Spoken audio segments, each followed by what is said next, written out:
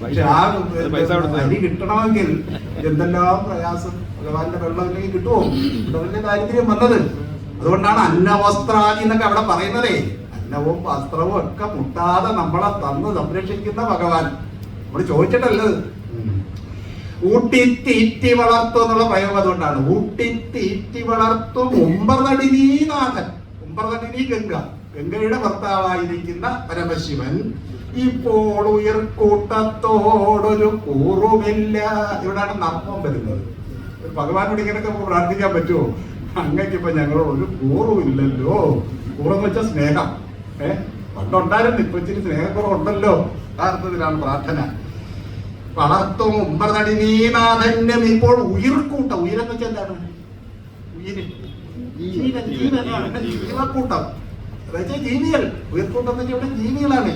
ഉയർക്കൂട്ടത്തോടൊരു കൂറുമില്ല. ഒന്നും ഇല്ലെന്നായിപ്പോഴത്തെ അങ്ങയുടെ പ്രവൃത്തി കണ്ടാ തോന്നുന്നത്. ഇതൊക്കെ ഗുരുവിനെ ഇങ്ങനെ പ്രാർത്ഥിക്കാൻ പറ്റൂല്ലേ? പറ്റുമോ?